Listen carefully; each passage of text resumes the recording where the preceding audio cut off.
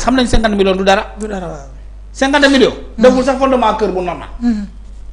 bu dee da ngaa bëgg a tabax kër laa wax de waxuma la nag sama saaru kër yi nga xam ne fondement bi pratiquement 1 mètre lay doon. nga am sa quelque saako ciment yëkkati dóor zinc waxuma yooyu de kër yi ma xam ci kër. alors nañu fexe ba sauver l' équipe il faut sauver cette équipe là. waaw c' est le moment. sauver équipe bi ci contexte bi la gis nga contexte bu toll nii. équipe bi waruñu sax dégg yii nii.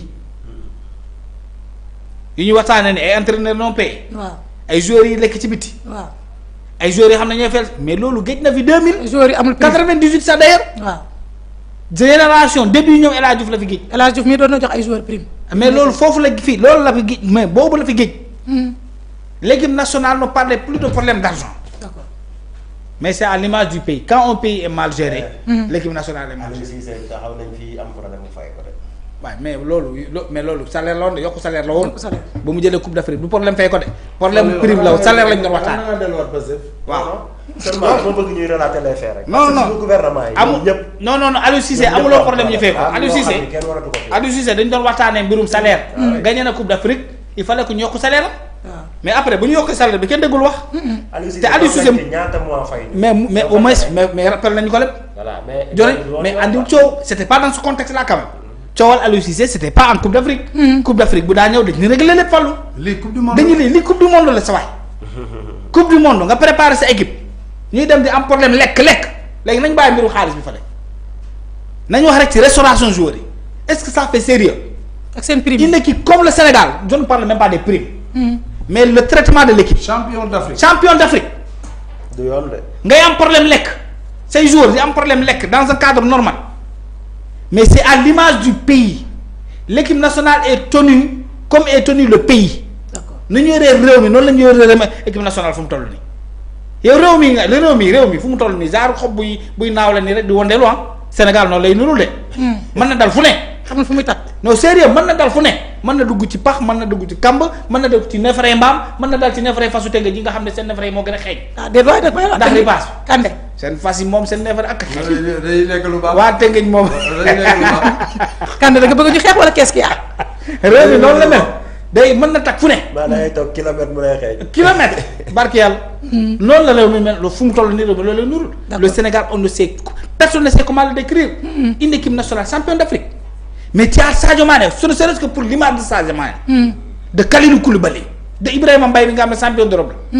gagné na fi ay coupe yu. ba pare gerte France ñëw duñu football. mais vraiment. ñu football ak France mu mais ce ne serait-ce que pour ces joueurs là du moom kese ak beneen boy bi ñaata boy la fi dëkk yi tubaab bi soxla woon ñu bàyyi ko ñu ñëw ci équipe nationale pour honorer ces gens là. boo yooyu. quand même ñu fii naan ay Sénégal da ngay def. dañuy décourager ça la nouvelle génération. non mais ça ñeneen ñi war a ñëwaat. ça c'est honteux. et puis dañuy décourager sax yeneen boy yi bëgg a waaw wér. waaw c'est mais ça. bien sûr. mais Parce que booy yëpp ñu ngi rêvé ñëw ci équipe nationale. Coupe d'Afrique ñu may la ay terrain nangu ko Macky may la ay terrain ñoom ñu ñëw nangu ko waaw.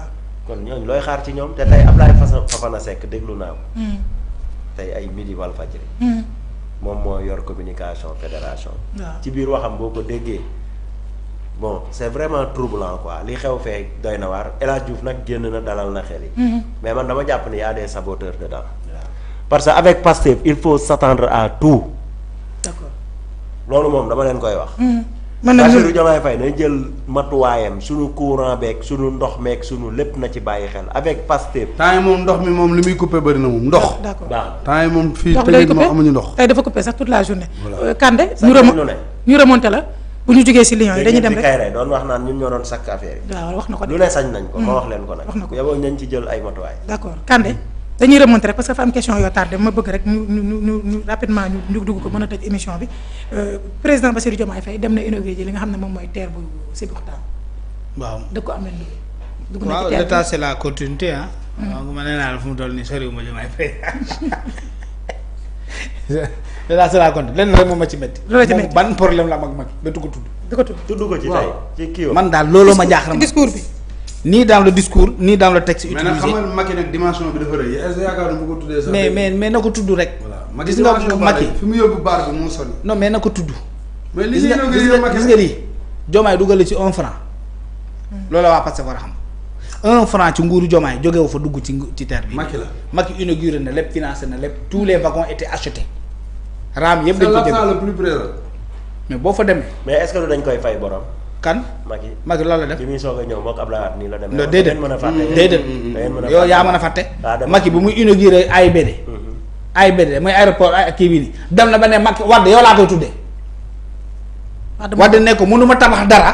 ñu ma koy tuddee. waaw dafa bañoon de. xam nga lu indi loolu. mais loolu c'est non am. non Fall bàyyi dama pare. non defal ndànk. defal ndànk rek. dafa ne def dañuy bàyyi ma pare. damay fàttali rek. déedéet amul fàttali parce que loolu man je suis. journaliste bi man maay rappeler les faits. je suis du sérieux du temps moom lañ lay fay li muy lebal Macky. Macky leb la fi dara Macky bu baax rek la leble.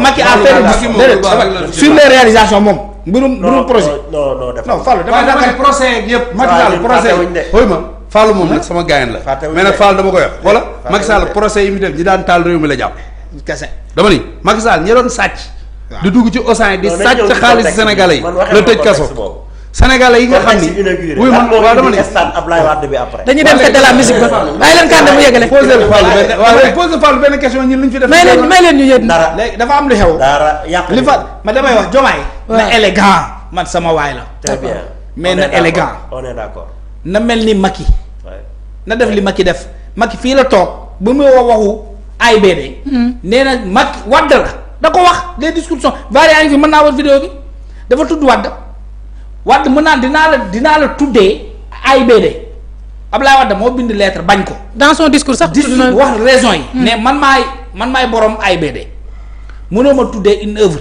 Macky defar aéroport su forcé ba tey lu ma tudd terrain bi non lu tax ma fàtte man may journaliste ma nekk sur le terrain di couvrir yow man maay borom fait loolu la sama liggéey man mon travail c'est de rappeler des faits je suis le témoin du temps présent l'historien des faits présents noonu la demee mu tuddee ko man je pense que Diomaye moo war a nekk nit ku élégant d'accord dafa am loo xam ne ñaawul dans le discours nag boo déggee discours bi da nga xam ne Macky Sall la doon remercier ah oui mais oui kon kañ xëy na dans le discours il a remercié Macky mais dafa amul grandeur tudd ko je vais vous montrer la preuve certainement ma gis kii bi je vais voir. mais est-ce que bu ko tuddee tamit waa Pastef fi duñ ko. jàpp moom daa ko nee nañ ñoom waa Pastef fi nee nañ mi ngi. non na leen tudd rek gis nga loolu. waa Pastef fi nee nañ fi mu ne loolu yàqalu ko dara loolu day dolli Diomaye rek mais yàqalu ko dara. d'accord da ngay lire le discours de Diomaye ci aéroport bi. lu ñu bind ci page bi. lu ñu bind ci page bi. je vais essayer de trouver ça très rapidement. attends tu vas voir que dafa juum waroon na ko tudd lan la wax. Voilà AIBD mu ne ces 3 étapes répondent à une mu ne ce samedi le président de la République Bassirou Diomaye Faye a parcouru le trajet du train express régional jusqu'à l'aéroport empruntant de nouveaux tronçons Diamniadio AIBD dont la mise en service approche. Il a ensuite lancé les travaux ainsi de suite. Ces 3 étapes la gare de Sébikotane existe dégg lu de mu ne la gare de Sébikotane existe waaw am na léegi parce que les populations l'ont demandé. waaw mu ne gouverner c'est savoir infléchir un plan lorsqu'un territoire exprime une aspiration juste. waa Sébikotane laajuñu ko woon Diomaye gaar bi. Macky lañu ko laajoon Macky moo tontu Macky moo ko tabax. kon moom Macky lay waxal. mais na am grandeur wax ne Macky moo ko def. cette phrase là c'est comme si Macky moo ñëw dugg ci yaramu Diomaye di ko tontu. d'accord di wax ak askan wi. yemul foofu de. mu ne penser comme un pôle multimodal maanaam ki ko xalaat da ko xalaate d'une manière que day am njëriñ yu bari Diomaye mooy wax ba léegi de mu ne penser comme un pôle multimodal reliant train bus taxi conçu par un cabinet d'architectes sénégalais. Elle vise d'abord à faciliter le déplacement quotidien et à désenclaver une commune en croissance. Mais loolu du Diomaye moo ko def Diomaye Macky moo réfléchir ci architecture bi. moo jël plan bi jox ko ay architecte sénégalais. ne leen fexe leen ba gaar bi nu muy mel train mën na ci dugg yóbbu ay nit oto mën na ci dugg bus yóbbu ay nit taxi mën na ci dugg yóbbu ay nit parce que tout simplement ci commune la nekk du Diomaye moo ko xalaat. te pourtant moo ko wax mais boo ko waxee remercier le gouvernement sortant. Il faut dire le gouvernement sortant a eu l'ingénieuse idée de faire comme ça de rendre comme ça le gars waxu ko loolu bu ko Diomaye waxoon da ko yokk du ko wàññi dara. du ko wàññi dara. nit ñi dañ koy gën a naw. parce que c'est ça la grandeur. La République c'est la grandeur. La République c'est la grandeur. La République c'est l'élégance Fallou. La République c'est la beauté des actes. wallaahi fi ma rejoindre. mais loolu laa wax ni waaw bu dee suñu région kay kon jeex. fi ma rejoindre xam nga. te loolu dafa ko. gis nga Kandé journaliste mais il faut rappeler les faits. l'élégance bi ngay wax. Macky Sall bi mu ñëwee amu ci woon dara tout au début de son mandat. looloo indi Ablaye Wade toog ba xas ko am fu mu àgg ak moom ba Ablaye Mbaye père di ko recadré. fi la ñu fekk démb la c'est des choses yoo xam kenn mënu ko suul Ablaye Wade mais lan aéroport bi ak sphère ministérielle beeg Abdou Diouf centre Abdou Diouf. bu jiitu. ban moo jiitu. centre Abdou Diouf a jiitu. centre aéroport bi ñu ngi ko inauguré en 2017. centre la moo jiitu Abdou Diouf. déedéet. centre Abdou Diouf bi jiituwul. déedéet yow centre Abdou Diouf bi c'est une vision conçue par Macky Sall. non aéroport Abdoulaye Wade la. non waxuma loolu de. kii bi laa non dégloo. bi njëkk a pare lay wax.